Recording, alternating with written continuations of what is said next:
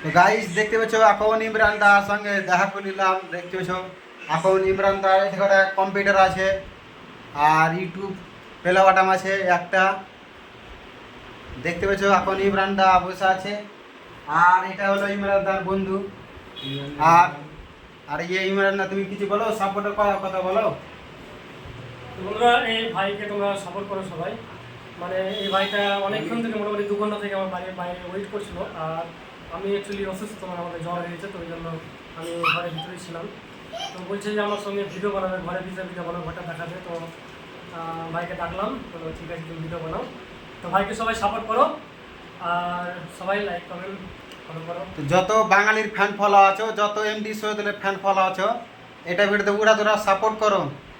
আর যে যে ইমরান দার সঙ্গে দেখা করবে, হ্যাঁ, কমেন্ট বক্সে নাম্বার দিয়ে দিবা, আমি অবশ্যই বলে দেবো কোনঠে বাড়ি আছে না বাড়ি আছে, বুঝতে পারলে। আর জীবনে বেঁচে থাকতে গেলে অহংকার দেখাবো না, বুঝতে তো পারছো, ভালোবাসার মানুষকে দেখে লাও। ইমরান দার কম্পিউটার।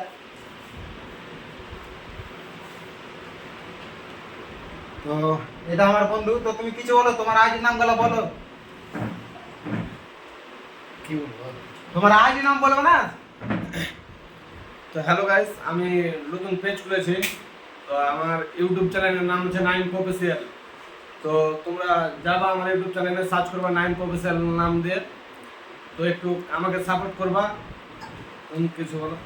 তো যত এমডি সৈয়দের ফ্যান ফলো আছো, এই ভাইটাকে সাপোর্ট করার যত বাঙালির ফ্যান ফলো আছো, বুঝতে পারলে। আর বাঙালি আর যত বং মিডিয়ার ফ্যান ফলো আছো, আমি তো বং মিডিয়ার সঙ্গে দেখা করেছি আর এটা ভাইটা বলছে দেখা করব।